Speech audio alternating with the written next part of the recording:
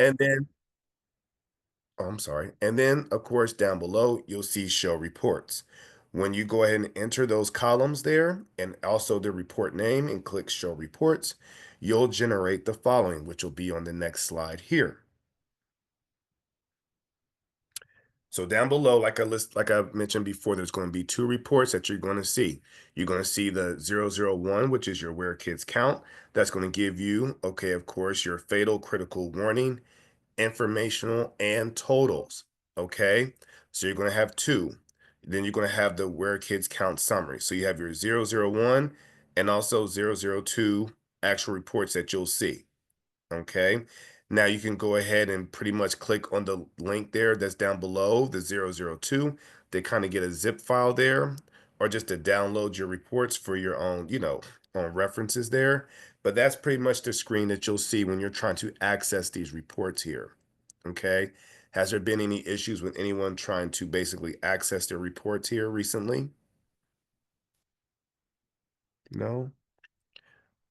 Okay. That's good news there. So, of course, with the error categories, you are going to see, like I mentioned before, your fatals, criticals, warnings, informational, which of course, informational is good because that's just basically letting you know that's the information that you have there that's available, and then your total. So it's collecting all of your fatals if you have any, criticals, warnings, information, and that's how you're getting your totals there. Okay. Now on your summary, of course, if you see down below, they have 16 criticals, total 16. So they're basically letting you know, okay, hey, we found some criticals there that you guys may want to go ahead and check out. Now, like I said before, there are rare instances where if you do have a critical and you guys have your information entered incorrectly, it's pretty much just kind of just leave it be. As EMIS coordinators, we like to be 100% right or 99.99% right, and I get that. But in some instances, you may have that, okay? So it's nothing that we can do about it. Well, we would like to have it off, yes, but there are times where you may see that. Okay, so I'm just kind of giving you a heads up with that there.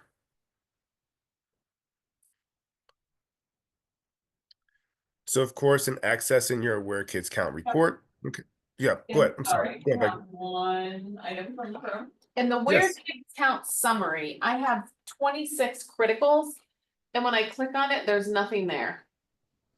Like to show like, okay, what kids are you saying are critical? It's just a blank spreadsheet.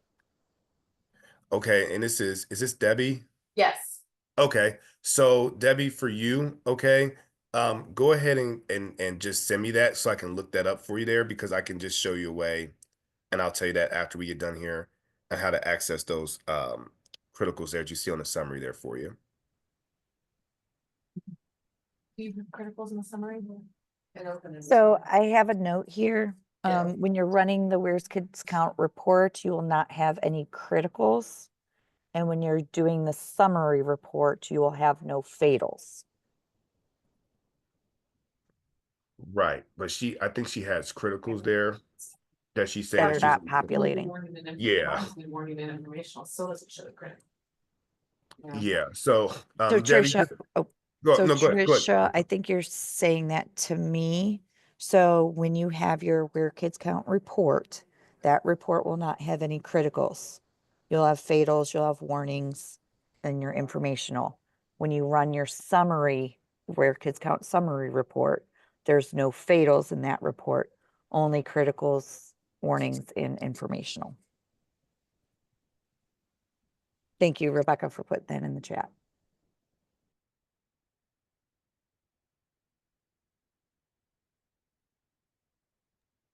Thanks, Shelley. Appreciate that there. So Debbie, and like I said before, if that's coming up before you there, I can look into that and see what's going on with that. So I can kind of get, more in depth for you there. If that's cool. Can she hear me? We're good, thanks. Okay. Okay. So of course, when you guys access the Excel file, of course, you'll go ahead and just, you can basically use your macro, which is what this slide is basically indicating. So at the top row there, you can just go ahead and just apply your filters there, run your macro and kind of get to detailed information faster than what you normally would if you just would have looked through the whole Excel file. So that's what this slide is basically entailing there. I just want to Yep. share this with the room that Brenda put in an FYI. Line J, WK, where kids count IRN shows how and where each student counts. Open enrolled in your district, from any other district, count toward the educating IRN. The warnings are your R status students, open enrolled out, foster, etc. And these are the reports to watch. Thank you, Brenda. Thanks, Brenda, for that. Appreciate it. Now some good, helpful information there. So moving forward here, with your 001 WKC report data, okay, this down below is going to give you a snapshot of you're going to be viewing once you click on that link, right? So down below, you're going to see, of course, in columns A, you're going to have your LEA IRN. Columns B, of course, is your severity code there. Down below, you'll see it's in I, so that's an informational there. You have your SSID, your EMIS ID, of course, last, first, and middle, the result code, which we'll go over here shortly, okay, and a description of that actual result, okay? So down below, this is a good snapshot to see when you're seeing your 001 report, okay? Of course, it's going to give you your fatal, warning, and informational if that fits the category in your columns B severity code. So if you have any questions pertaining to that in that outlook, this is what you're going to see. The result codes is what we'll go over here later on in this presentation here, okay?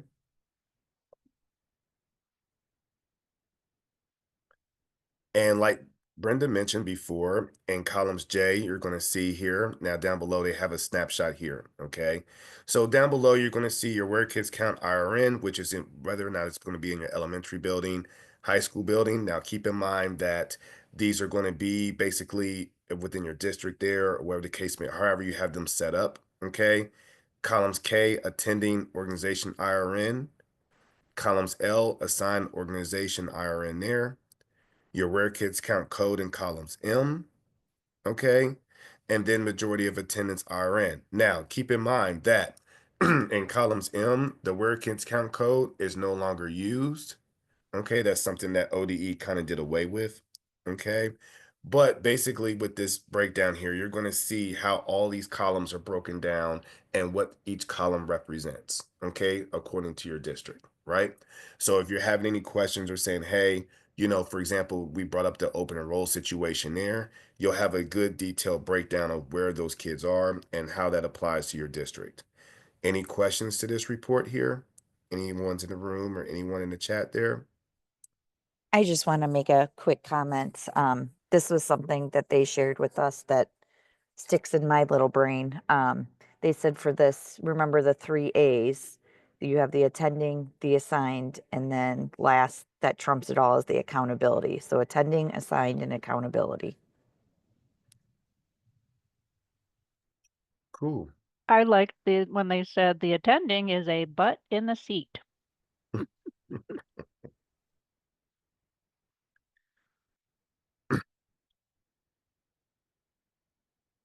So for this report data here, for English learners codes, state equivalent grade levels, foreign exchange graduation plans, and student attribute start dates from the student attributes, date effective, this is going to be in the FD record, okay? And this will all apply, of course, in student information under your FD tab, okay? So basically all the information that you see in that FD tab, all the information is being transferred here to where it's going to go ahead and apply to those students, okay? So you got your how received, your relevant sent reason, and student standing start date from the student standing FS. Of course, that's going to be in your FS standing tab. So from when those students started, okay, the start date there, all that information is being pulled from your FS standing, right? And then you have your actual English learners, state equivalent grade level. All that information is being pulled from the FD. So it's 2 records, your FD tab okay? And then your FS standing tab and student information there, okay? Any questions about where this information is pulled from at all?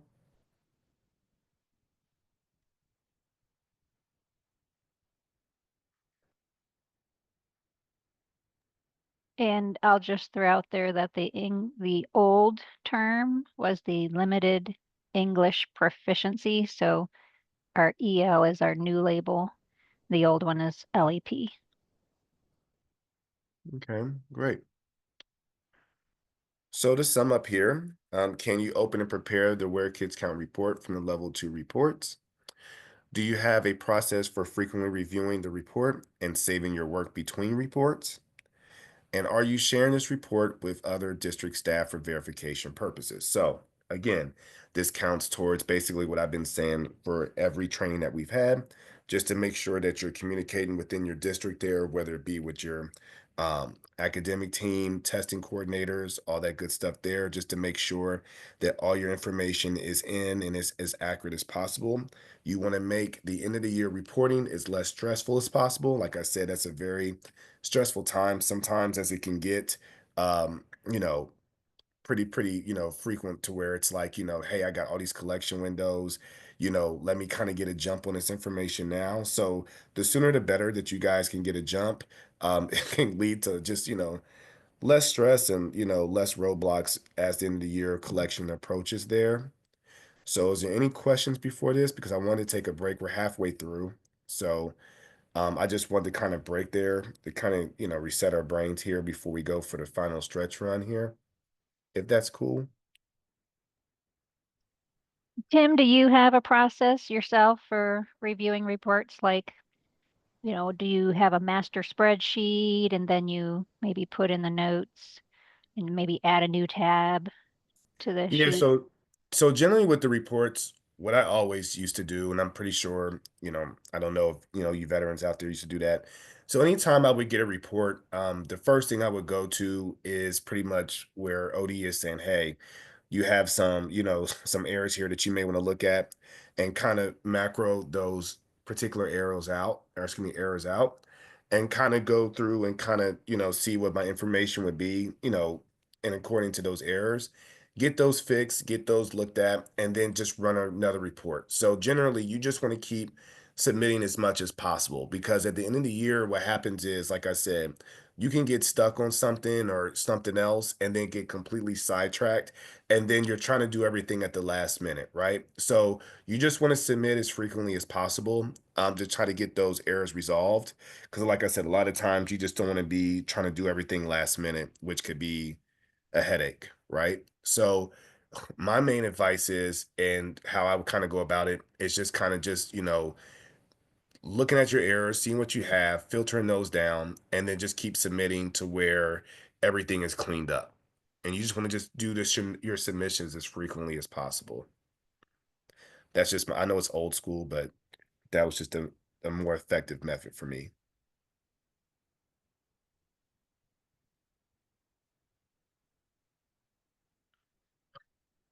What about you, Rebecca? Was that cool, or is there anything else that you wanted to add?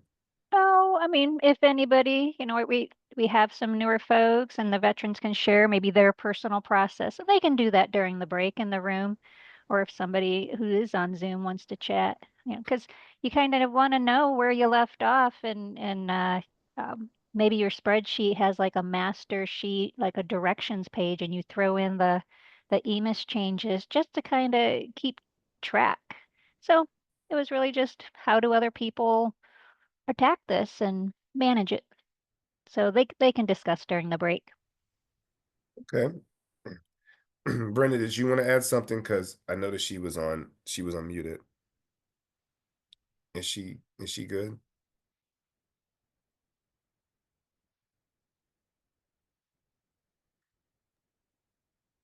She went back to mute, so maybe she went on break. Okay. So we can break now and then just resume at 10:08, if that was cool, just for 10 minutes there, and kind of get our, regather, and then we can just come back for the stretch run here.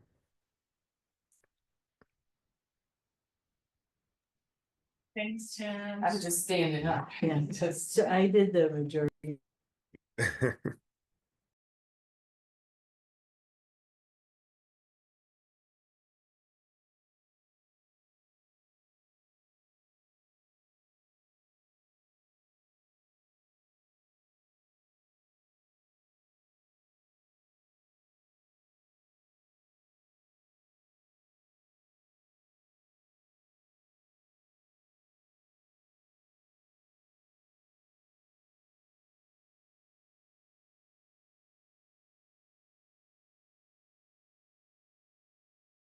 Everybody ready? Okay, we're going to go ahead and continue here. So next we're going to go ahead and discuss students attending situations and where kids count there. Okay, so we're going to go ahead and move along here. Down on the stretch run here, so we don't have that much more to cover, but just kind of go over some particular result codes here and everything there. So in the world of EMIS and where kids count, students can count at the educating building, sending building, resident district, educating district, and at the state level, okay? Students who count at a building will also count at the district and state level, okay? So that kind of is going back to the question I received earlier, what's the difference between a district and state level? This kind of gives you a breakdown here of how all that applies. Students who count at the district level will also count at the state level. And all that is basically when you guys are submitting your information to the data collector, that's going right at the state, right? Students could count only at the state level. That is certain instances there. Okay. It's very, very rare. Okay. But that can happen. Okay. So just kind of keep that in mind there. None of your districts up there, I don't believe, have had that happen to you guys recently. But like I said, it has been instances around the state where that has occurred. Okay. So with your EMIS coding, this determines where students count. Okay. So for example, where kids count calculations are based on the student standing, which is in your FS record, and student attributes, which is in the FD tab. So your FS and FD tabs in student information. Okay. As of March 31st. So for a student that may have a MOA IRN of a building or district, but still gets rolled up to only the state level because of their attending situation or student attributes tab, data effective, which would basically occur with your FD record element. So what they're basically letting you guys know is to basically check your FS and FD tabs and make sure that that information in there is correct. That information then goes to the state level, and that basically is how they determine your accountability as it pertains to your district report card and your data accountability. So it's very, very imperative and very key that the information is as accurate as possible so it doesn't lead to any issues as you move forward with your end of the year collections. Okay.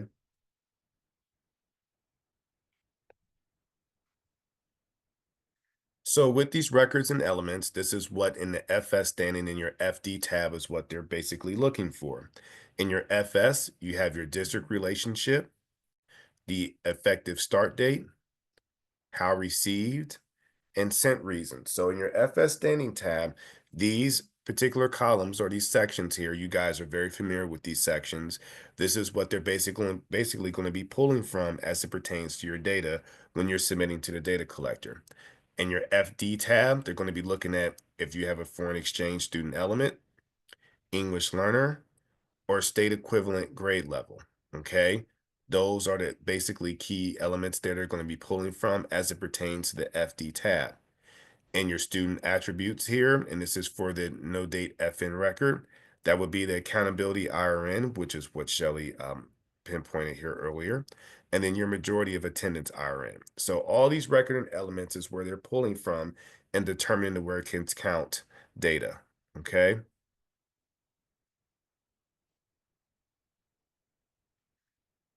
So whenever you guys are looking at your IRNs and result codes there, okay, down below, they're just basically giving you a screenshot of what to look for as it pertains to your result codes, okay?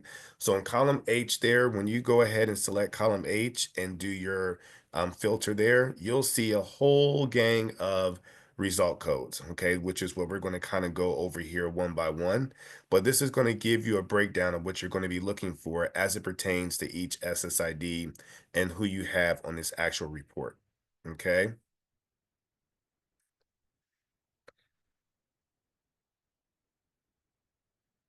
So now we're going to touch base on result codes here and just kind of give you a description on what these result codes mean and as it pertains to your students in your district, okay? At any point in time, if you have any questions, just let me know. Some of these result codes you guys are very much familiar with. For those of you who are new, this is an excellent way to learn about what each result code means to your district. And then, like I said, keep this with you for the first couple years. This is going to look like a whole new language for you guys, right? But it's good to have these slides here for you so you guys can kind of get a good clue or idea of why these result codes are being generated. So for the first one, we're going to go ahead and go over. This is the WK, and I'm just going to just cut it for short for the 04 result code there. This is when your majority of attendance IRN is an asterisk, and then your where kids count IRN is asterisk as well. So the severity code is going to be a warning, which is going to show there on your level 2 report.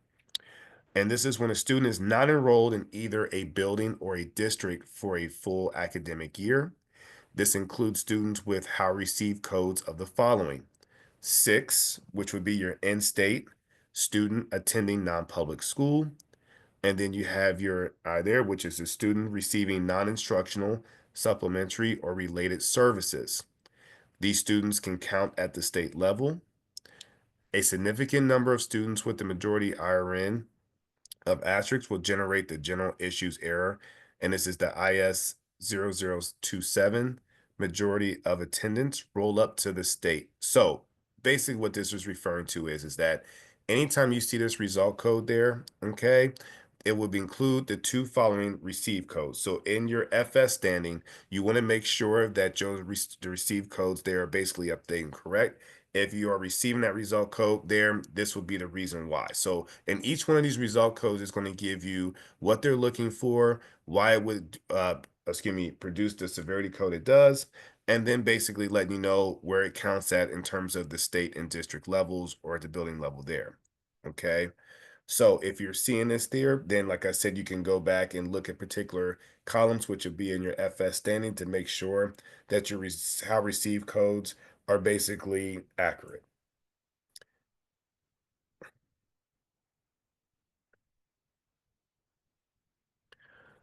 For your 04, and this will be the result code, and this will be a continuation there for students not enrolled for a full academic year. For the exception, okay, this would produce a severity code of warning, which would mean that the student is enrolled in either a building or a district and could meet a full academic year. The district of residence has reporting responsibilities, but the student will not graduate from that district. So they have that highlighted there. Keep that in mind. The student remains in this situation for the entire school year, whether it be open enrolled out, foster court, placed out, etc. Includes sent to reason codes of FC, your open enrolled, of course, FP, 64, and etc. Okay. Student does not qualify for other result codes during the Where Kids Count process, and students will appear to count at the state level. However, the student will appear differently for the educating district based on their reporting. So for those or whatnot that are not enrolled for a full academic year, okay, their severity code, of course, will produce a warning there, okay? And this could mean for a student who is enrolled in either a building or district and could meet a full academic year, okay? So when you see this result code there, what this comes down to is this. You want to make sure that for the information that you have inputted for that student, that you just have it, like I said before, and I'm going to keep saying this, and it's going to sound like a broken CD or a scratched record, right? You just want to make sure that your data is as accurate as possible or as up to date on that particular student. There are instances where you may have a sent to reason and it qualifies for this particular result code. Just make sure that you're reviewing your data, okay?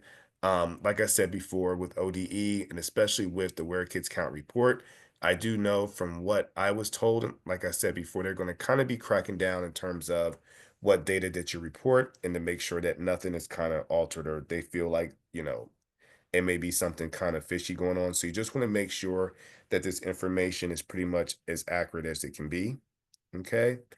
Any questions to this particular result code as it pertains to your district?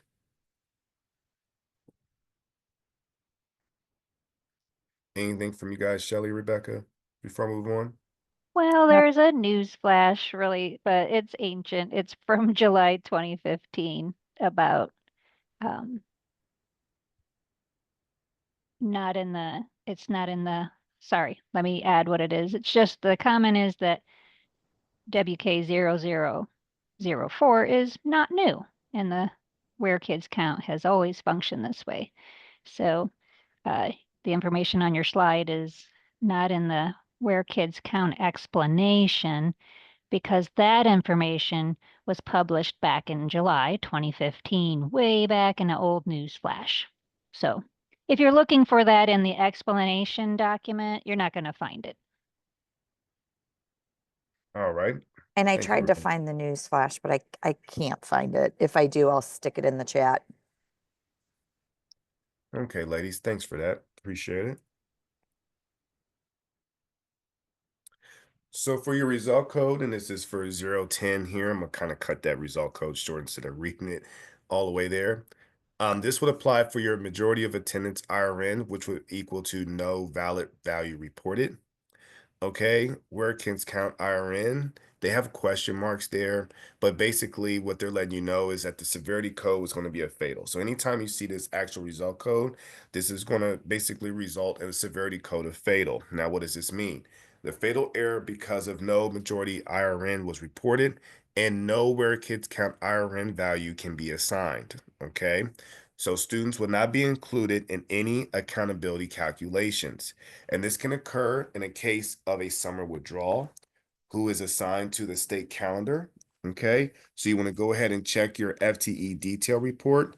Okay, to make sure that that basically is accurate. Like I said, you want to basically check to see whether if they have the fatals in this actual for this actual result code. Check back with your FTE detail to kind of see what you guys have entered in for that particular SSID.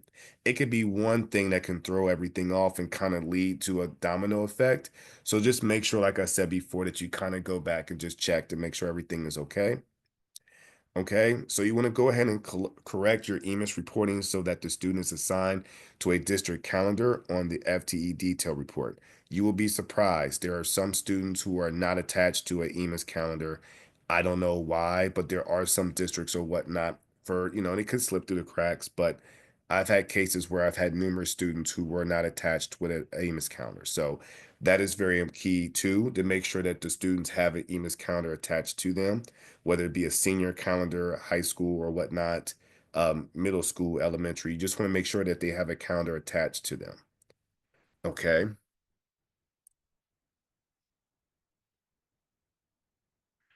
So counting at the educating building for a full academic year in the percent of time that's greater than 0, and this would apply to a district relationship equal to 1 and how received. Okay, they give you the actual columns here. So you have asterisk, which is not applicable, 3, which is in-state, non-resident, non-tuition, non-contract student, 7, which is your non-resident residing with grandparent, 8, non-resident senior year, 9, non-resident open enrollment student, and then A, non-resident student parent is a district employee.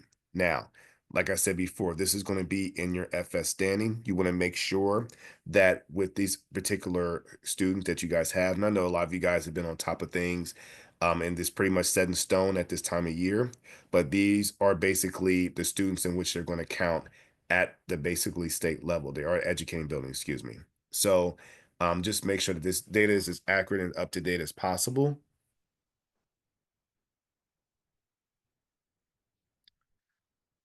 So counting at the educating building is a continuation from the last slide here, okay? Down below, they're just giving you basically what they're going to be looking for in terms of what is counting at the educating building. So you have your foster place students, your non-foster court place students, foster place students open enrolled out to another district. So all of these columns here, your John Peterson Scholarship Program participant, superintendent's agreement. I've had a couple of tickets with that in the past. Placed in basically a DYS, non-resident attending under a Title I public school assistance. All of these are going to be in your FS tab. Like I said, a lot of you guys, as it moves towards the end of the year, all this is pretty much set in stone. There may be a couple of cases, and it may be a couple moving towards the end of the collection window where you may have to go back and say, hey, let me kind of review this and see what's going on. But for the most part, all these current FS standing situations, district relationship situations, and how to receive information is pretty much good for now. I mean, it's May, what, 15th? Right. So a lot of you guys are pretty much got to fix on which each student's relationship is and how that applies to your district. Right. But these are what they're going to be looking for in terms of counting at the education building level.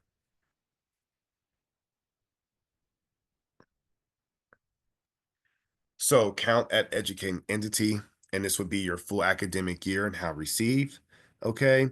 M, which would be student, would be attending a community school. None of you guys are community schools, so that M code there wouldn't apply to you guys there. And a lot of this here is covering community schools. So I'm going to skip this because, like I said, it doesn't apply to any of you guys there up there.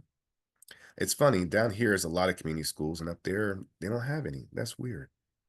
We do have 2 community schools, Tim, but Really? Okay. they just don't attend. Oh, okay. Well, there you go. That's something I learned that was new. Okay. Thanks, Shelley. So for STEM students, okay, for STEM districts, it's similar to a community school, okay? And these count at education STEM district and resident district there. If enrolled for a full academic year and how to receive, you would put there as a code K, and that would be a student attending a STEM district. Okay, pretty cut and dry. STEM schools is a building within a traditional district. This counts a STEM school, building, and district. Do not count back at the resident district. I repeat, this is highlighted here. Do not count back at the resident district. If enrolled for a full academic year and reported as a non-resident student. So for STEM students there, they're letting ODE's letting you know what they're looking for as pertaining to STEM students, your FS standing. So all this basically would apply in what you're looking to say, hey, does this student count towards this? Mainly a lot of them do, a majority of them do, but they're just breaking it down in terms of certain columns in terms of what to look for, okay?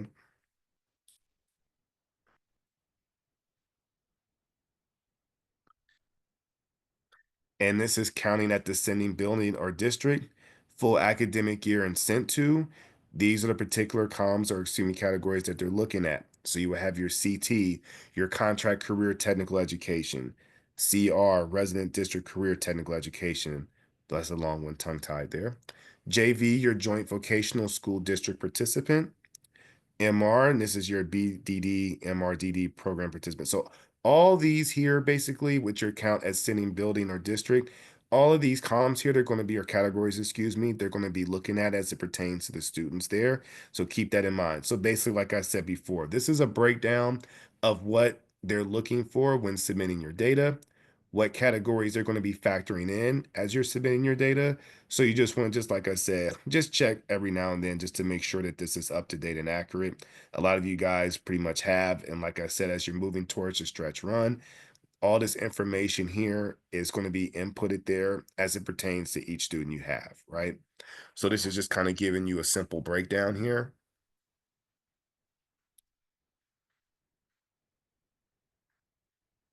For your result code, and this is for one building for a full academic year, okay?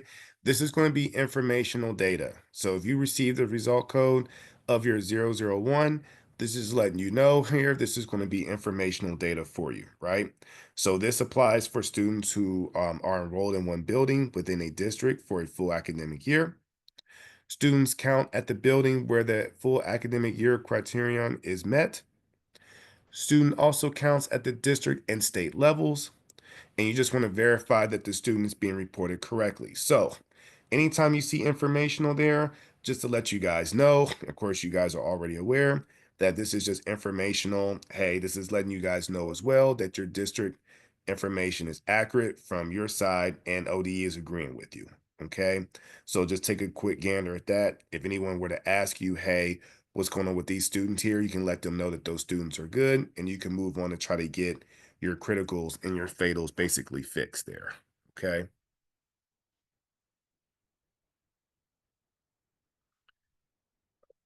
For your result code, and this is your WK002. This would apply to your majority of attendance IRN, equaling the attending building IRN, accountability IRN, which is your accountable building IRN, and your where kids count IRN, which is your accountable building IRN. Okay, so all this is going to be informational, and this is just going to be for your informational purposes only. This occurs when a student is in one building within a district for a full academic year, but district has determined that the student should be included in another building within the reporting district for accountability purposes. Okay, now for accountable building RN should match the assigned building RN on the student standing FS record. Okay, so make sure that both of those match when you're looking at your FS standing tab. Okay, students count at the building indicated in the accountability IRN by the educating entity and also count at the district and state levels. Okay, so for this result code, like I said before, this is more of an informational piece for you guys as you're looking at your level 2 reports.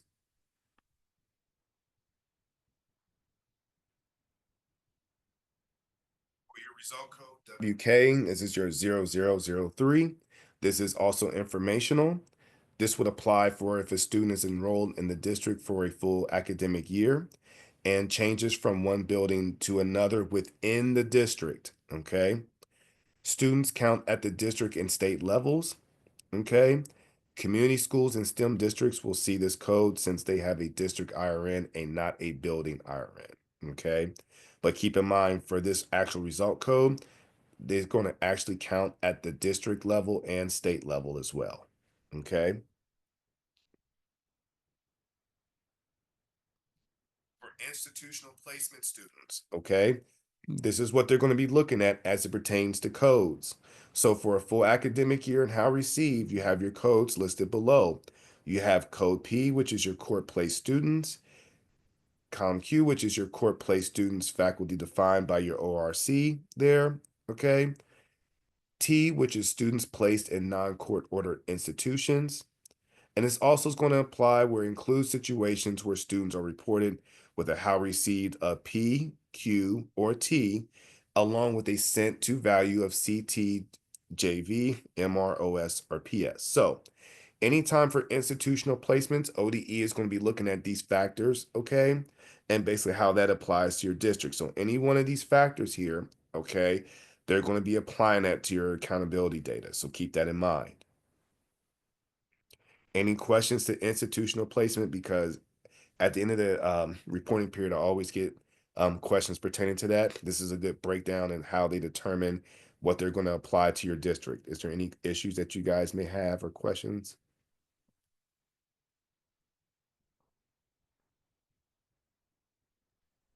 Nothing in the chat. Okay, great. So for your result code, and this is your WK0005. This is informational as well. It's letting you know down below of what they're going to be looking for. Okay, so in your FS standing, if you have P, Q, or T, which is what we went over in the previous slide, your student is placed into an institution either via court placement or parental placement as of March 31st. This student is going to count at the state level. Okay, so if any time that any of you guys have this result code, just keep in mind that this is pretty much informational for you there. If you were to have the codes there, P, Q, or T entered in.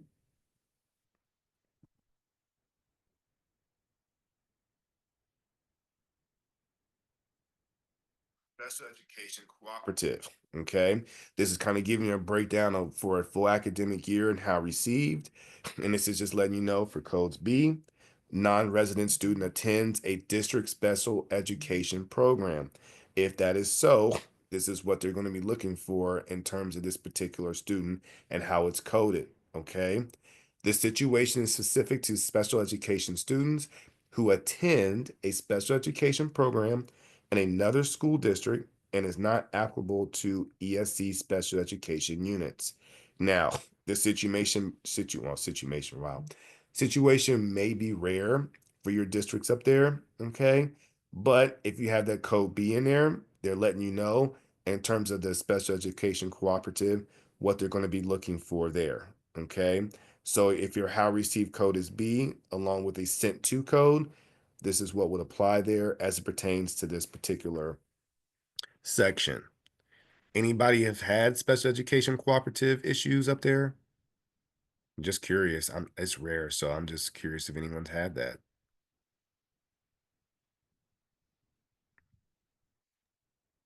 Lori said no. Okay, okay. For your result code 006, okay, and this is, like I said, all informational data. This is for students who participate in a special education cooperative program in another district and is in an educating district for a full academic year. A student counts in the resident sending district, will appear on both entities' reports based on the district's data. Count at the educating district for the AMO participation rate calculation, and then counts at the resident sending district for all other accountability calculations. So if you were to use the actual code there, it's just letting you know that this is going to be informational data for you when you pull up your Where Kids account report there, okay? So if you were to have that, this is just letting you know what the factors will be contributing to this result code, which is your 006.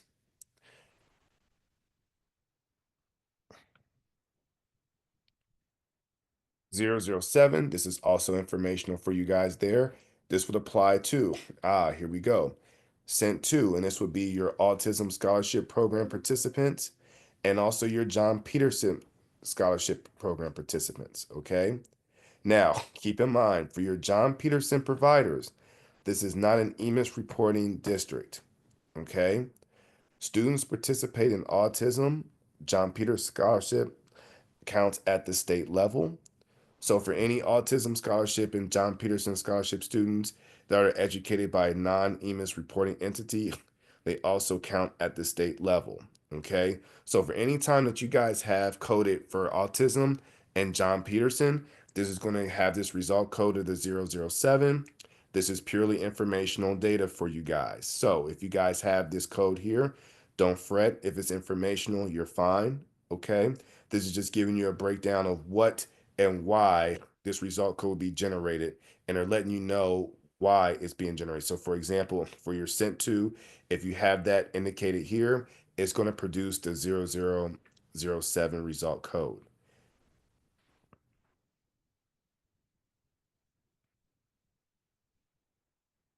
For your full academic year in English learner, EL status, if it's an L or an S. If it's an L, the EL enrolled in the U.S. schools for the first time, of course, that is the 1 to 180 school days. S, which is the EL enrolled in U.S. schools for the second year, and this is for 181 to 360 school days. A recently arrived EL student who has been enrolled in the U.S. schools for no more than 2 school years will be removed from all proficiency calculations. Highlight that and keep that in mind. An EL student must be tested in all subjects. I repeat, they must be tested in all subjects and must take the Ohio English Language Proficiency Assessment. Students who exit EL will be included in the EL subgroup for up to 4 years after they exit. So keep in mind, if you see them in that subgroup there, they'll be in there for up to 4 years. Okay, so even after they exit the program, you'll still see that particular student there. Okay, so just keep that in mind. This is a great breakdown to kind of let you guys know if you were to receive any of these codes, what to look for, whether or not they were in attendance up to 180 days, or for S, if it was for 181 to 360, right? So this is kind of giving you a good breakdown of what to look for, okay, as it pertains to English learners. English learners at the end of the reporting period, that is a hot topic. So this kind of gives you a good breakdown in terms of criteria they're looking for as it pertains to this report. So keep this slide because this is some good, useful information for you guys to have. Now, if you do have the English learners there, okay, keep in mind that this will have a result code of your 0008. Now, this is going to be purely informational if you were to have any English learner data inputted, okay? All this information will count at the state level, so you want to make sure that you get your data in as accurately as possible and make sure that your codes are inputted correctly as it pertains to your English level learner students.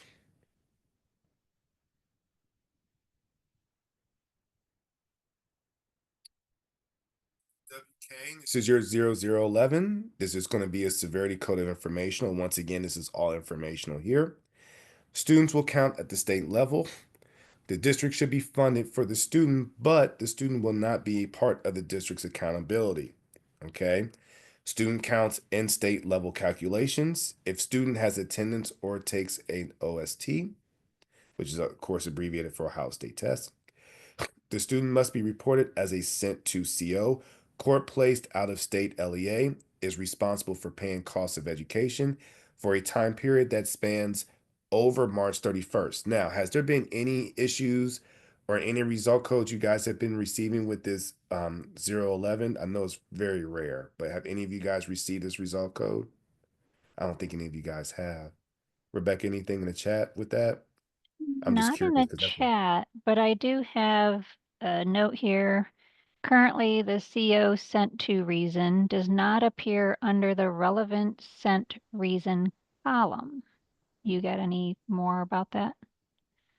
I have not heard anything as far as with the updates, Rebecca, on that right now. I do know that when I did talk to someone at the ODE and everything, they were going to kind of be given that update, and then they're going to be giving it on the EMIS manual as well when they do their corrections there. But I haven't heard anything recently Okay, pertaining.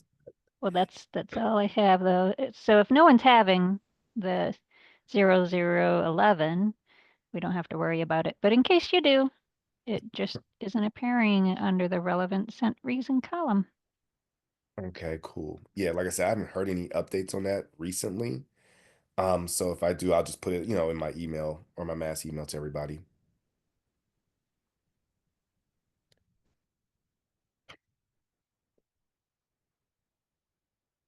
For your WK, this is your 0012.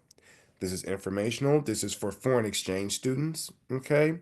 And this will include the code, and this will have the asterisk there for not applicable, and then for Y, which is student is a foreign exchange student, okay? So a recently arrived foreign exchange student element will equal to Y, okay? And then the student counts at the state level. If the SSID is found in a prior year's database, the foreign exchange student will count at the building and district. So keep that in mind. And that's highlighted in bold. If you guys were to come across anybody with a foreign exchange student element, just keep in mind or whatnot that they do count at the state level. This is all informational for you guys when you guys view your report. Tim, I have a Yes. note that says that 12 replaced 9 back in 2024. Right. That is correct. Okay.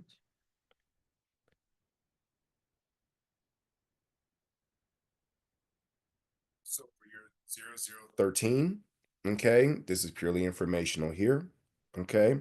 Your sent to reason would be the following: CE, CI, or NI, okay? And this is in your FS standing. Student is placed into an institution either via court placement or parental placement as of March 31st, okay? So keep in mind that these students would count at the state level, and this would include a court ordered, non-court ordered, or foster care institutionally placed students. Okay, so keep that in mind. So as of March 31st, this is purely informational. If you guys are receiving this result code, down below, they have the 3 categories in which they're looking for, which is foster care, non-court ordered, and court ordered students. Okay, so just keep that in mind there. Go ahead, I Rebecca. had I had put in our chat earlier that 13 was new. And so just for those in the room, this is that new one. If I commented, or I don't know if I said out loud earlier that this was a new one to the room, just wanted to highlight that again. EMIS change 25-165. Thank you, Rebecca. Appreciate that.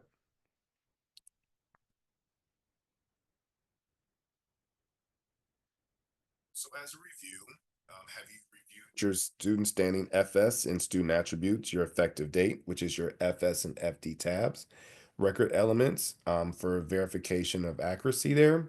So just like I said, just making sure everything is accurate as we move towards the end of the year. A lot of the information is pretty much set in stone.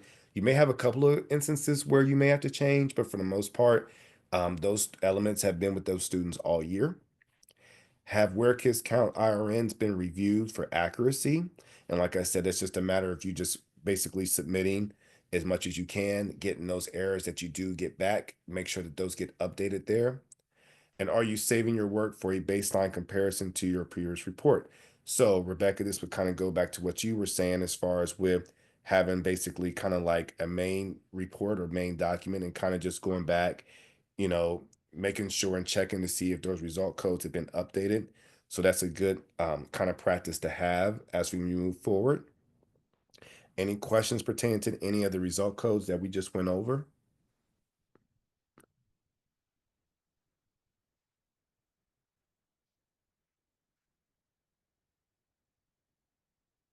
So finally, we're going to go over the Where Kids Count Summary Report, okay? And this is the 002 report that you'll see in the level 2. Keep in mind that this contains a count of students by the state equivalently grade level and by the majority of attendance IRN as reported. This compares the current year percentage to the prior end of year student collection percentage, okay? So you have your current and then your prior end of year. So you want to go ahead and just compare from your end of year from last year for that percentage there, okay? Includes by severity code the amount of percentage change across both years. So for example, it looks up groups of students in a single grade level or demographic that are rolling up to the state, which could be an indication of incorrect data reporting. Okay, so basically, when you're looking at this summary report, it's basically giving you a current and previous year. So if you have a percentage or whatnot that you kind of say, hey, this isn't right, you can always go back, okay, in terms of on your 001 report and kind of see where those errors are, which it kind of gives you a breakdown by each, whether it's fatal or whatever the case may be there. So you just want to kind of do a comparison there to make sure that your data is accurate and up to date.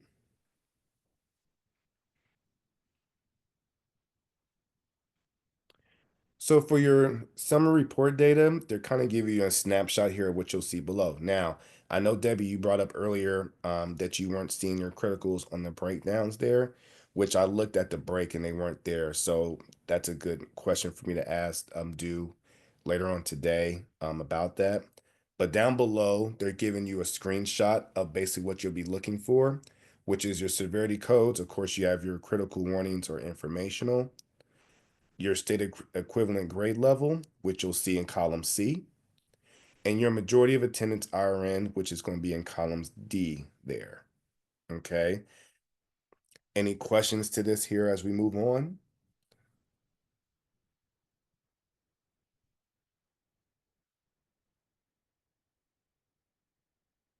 So for your student counts in the summary report, you're going to have your PY, which of course is your prior year, and CY, which is your current year. So student counts are totaled by each unique combination of grade level and MOA IRN in each row. So down below, you'll see in columns F and G, your prior year, and then you'll have your student counts, and then your prior year overall student counts, okay?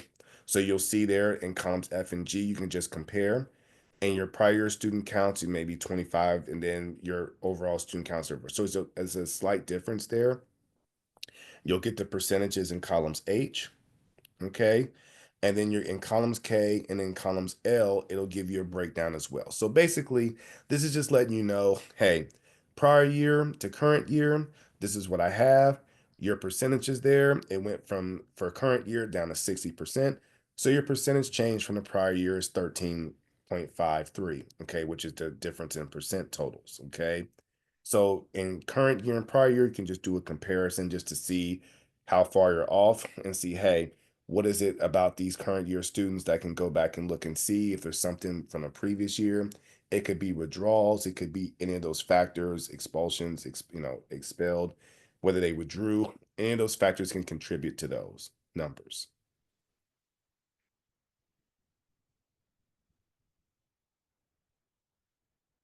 Percent of total. Prior year and current year, percent of total values are calculated by dividing the student count by the overall student count. Okay.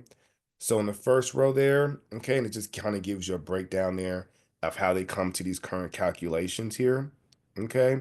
So like I said before, you have your current year of student counts in columns I, and then you have your current overall student counts, which is 10. So they're basically just dividing the 9 by 10 there, okay, to get the percent change. Okay. So for each column there, they're kind of giving you a breakdown of how they get those calculations, which again, they're just doing the columns I and J and doing the division. I wasn't very good at math, but I can kind of tell they're just using column I and dividing by J to come up with their calculations there. Okay. Any questions there in the room? I saw someone look over here, so I don't know if is that Tia there? Did you have any questions or anything? I saw you look, so I was just checking. We're good, thanks. Okay, cool. I just got paranoid, so I'm sorry. Okay, we're good. All right.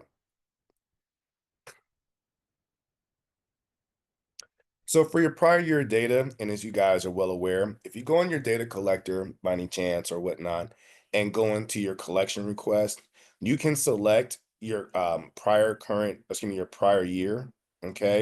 And then what you want to do is, and how to get that prior year data, you just want to click on your show close collections. If you click on that box, you should be able to access your prior year collections, right? And go into those collections there. I'm sorry if you hear the guy cutting the grass outside. I'm sorry.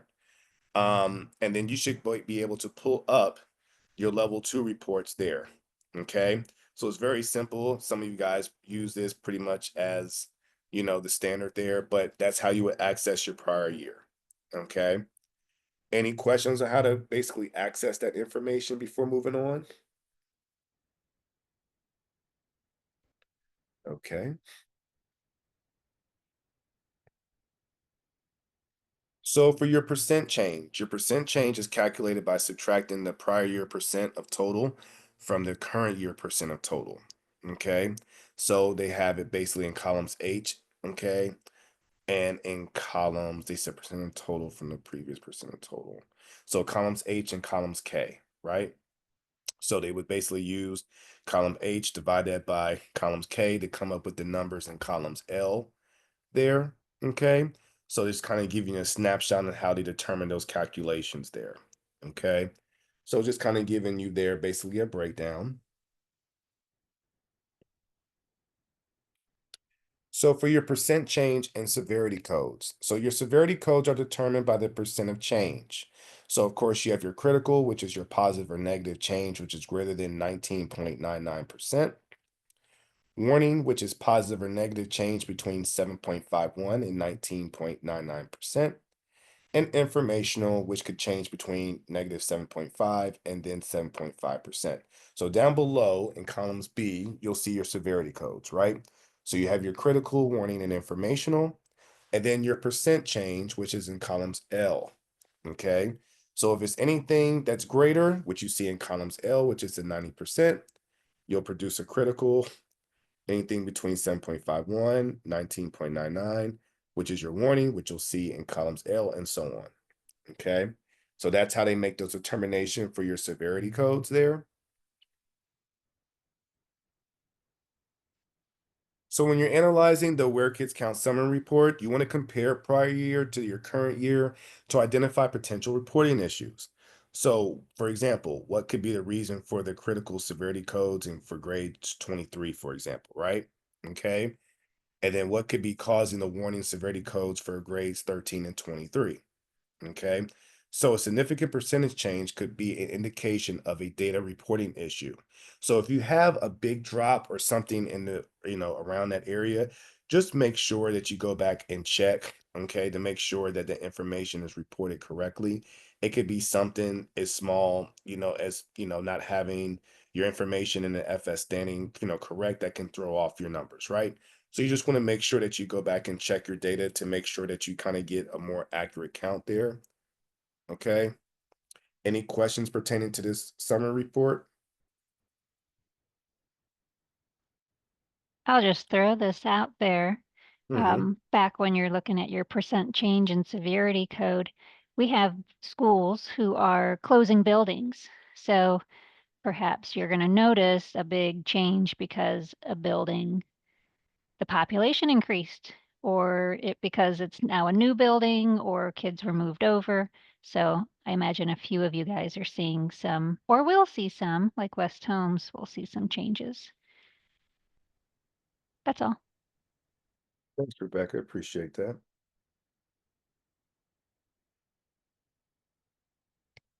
So for your current year data, you want to filter in on your WKCD 001, okay, where work is count report to drill down to students in each row.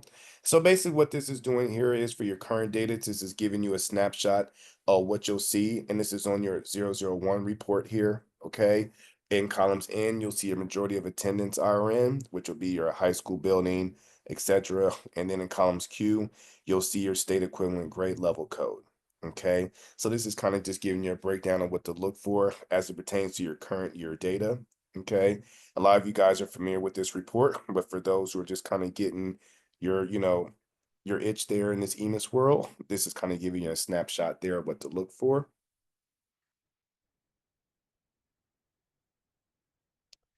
So work his count rules are at the root of accountability calculations. Okay. So for all that good district data that you guys receive in your report card, a lot of that is coming from this actual data here. Districts must accurately report EMIS data and verify that where kids count data is correct and complete. And districts should verify accountability data in the secure data center. Now, the SDC is something that we're going to go over in the report card training later on next month. So you guys want to go ahead and, if you can get there, I will advise that because like I said, a lot of this information that you're going to be submitting is going to be applying to that to where you can, see that information in your SDC data for your district. So once all your assessment data is loaded and ready to go, all that's going to transfer over to your report card data, which is in your SDC. So this next slide just gives a couple of resources. You have, of course, your EMIS manual that gets updated throughout the summer there, okay? I also attached your level 2 report explanations, which is on the website, where kids count. Of course, you have us, and then your technical documentation, Ohio Where Kids Count business rules, and they give you a link there in terms of how to research that data there. I'm sorry if you guys can hear the lawnmower in the back. I'm so sorry for that noise. And if you guys have any questions, go ahead and fire away. As like I said before, where kids count is going to be very prevalent to your report card data. So it's very key that you guys get that accurate data in as much as possible so you can get an accurate reading on your district report card data. So is there any questions you guys have?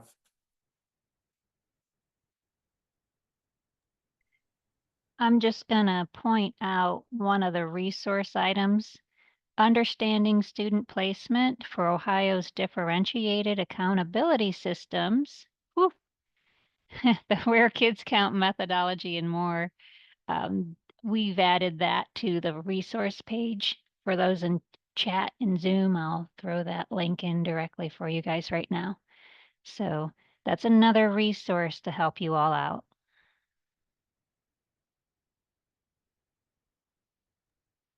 Thanks, Rebecca. Appreciate that. So the next training we're going to have, I believe, is this the S reporting period, Shelley? I got Yes, I think that's next Wednesday. Okay. So we're going to go over that. And then we have the report card training, which I highly advise if you can make it. That'll be a good training to go and to basically get your data, or excuse me, your information from us as it pertains to what to look for with your report card. So that'll be our next two there. And just an FYI, hopefully you guys can still hear me okay. I did present at our membership meeting the other day, so some of the superintendents were there and so forth. And I strongly promoted the report card training to get the data team together to come and support you guys. So hopefully they made mention to you guys and you guys are getting a group together to attend. We have a Thank- question in our chat from Lori.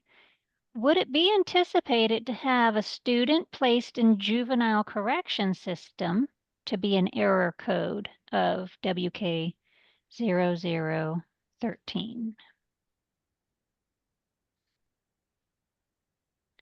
I would say yes, just because of the fact that that's going to be because that's court place, right, Lori? Is that what you're asking? With a court place juvenile? Is she saying, is she in the chat? She typed yes. Yes, yes. So that would apply, yes.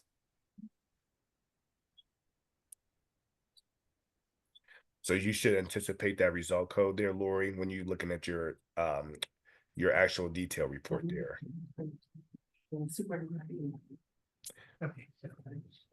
Did Lori, did she respond, Rebecca? I'm sorry. She She said said thank thanks. you. Okay, cool. Yeah. I'm sorry, y'all. I'm so sorry. I was looking at three things at one time. So okay. I have a couple other students. So Debbie, I just saw your ticket. I'm gonna address that now. I'm gonna look at that now and get in contact with you now. But did you guys have any further questions pertaining to this here? Fran, But this looks okay. Fran, it's good to see you. Oh, thank you. All right. And then what? And if you guys don't have any further questions, I will see you guys next week.